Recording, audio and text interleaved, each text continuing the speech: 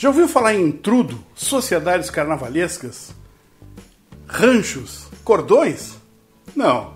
E afinal, o carnaval veio da África ou veio lá da Europa? Você sabe? Não? Então te segura bem aí na poltrona, amarra bem o cinto da curiosidade e vem comigo para mais uma viagem na história e no conhecimento.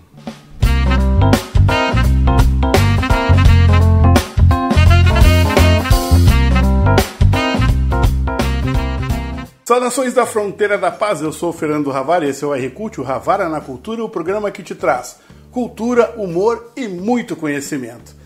A gente sabe que festas carnavalescas são uma coisa muito antiga. Lá da Babilônia, principalmente lá de Roma, né? Naquelas festas que faziam. Isso é uma tradição que vem desde lá. Mas o nosso carnaval aqui no Brasil, que hoje é considerado o maior espetáculo da Terra, ele tem características, né? Características de várias culturas. Mas ele veio lá do passado. Vamos dar uma olhadinha como começou isso?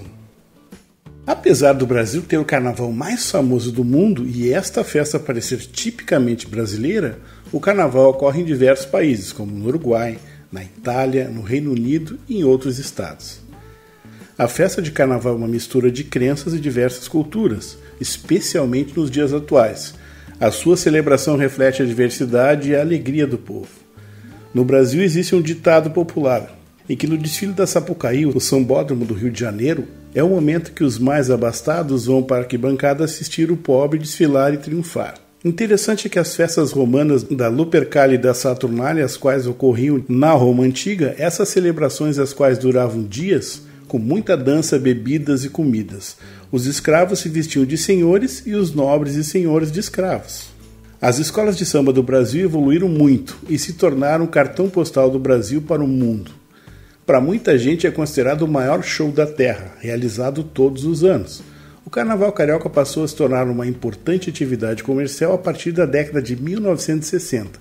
Empresários do jogo do bicho e de outras atividades empresariais legais começaram a investir na tradição cultural.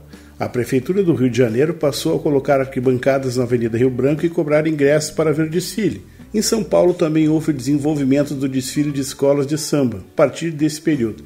Já em 1984 foi criado no Rio de Janeiro a Passarela do Samba, ou Sambódromos, sob o mandato do ex-governador Leonel Brizola. Com o desenho arquitetônico realizado por Oscar Niemeyer, a edificação passou a ser um dos principais símbolos do carnaval brasileiro. Durante o ano, a Marquês de Sapucaí se transforma em escola, e no carnaval, o coração da festa.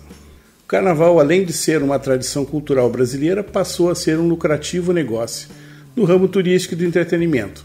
São milhões de turistas que vêm se divertir, movimentando várias indústrias de produção e consumo e elevando essa mercadoria cultural.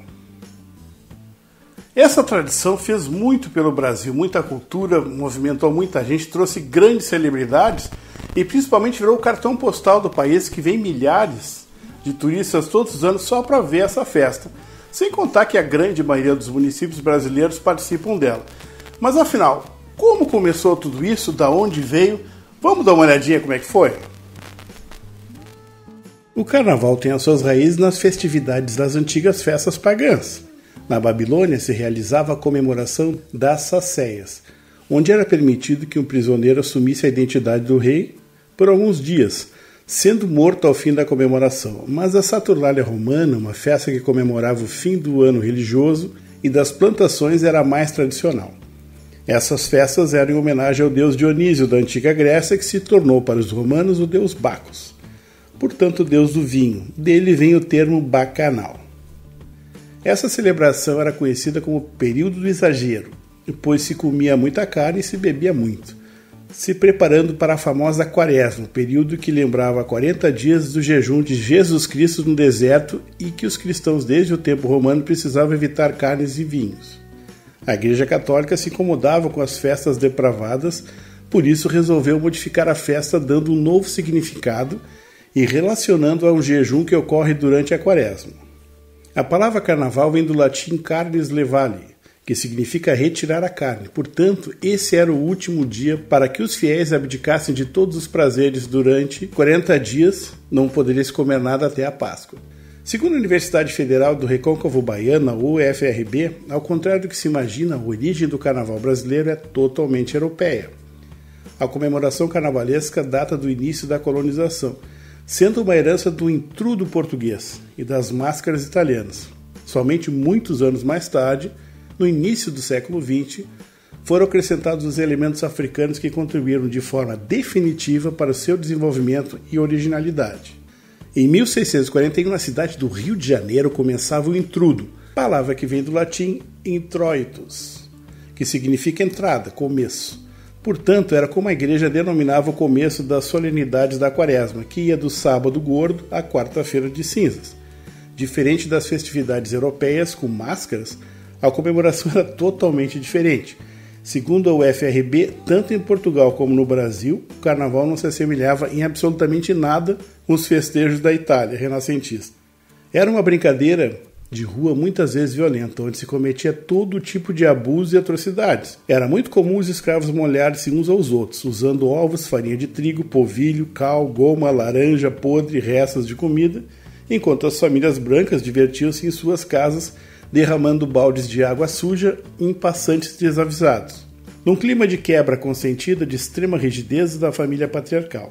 As famílias mais abastadas não comemoravam junto aos escravos, ficavam em suas casas. Porém, nesse espaço haviam brincadeiras e os jovens e moças de famílias de reputação ficavam nas janelas jogando águas nos transeuntes. Se repararmos, a prática de jogar ovos, farinha até bexiguinhas permanece ainda em escolas no último dia do ano, e principalmente quando os calouros ou bichos ingressam nas universidades. Em 1841, o entrudo passou a ser proibido. Houve manifestação popular veiculada pela imprensa, mas a classe mais abastada não desistiu e aprimorou o costume.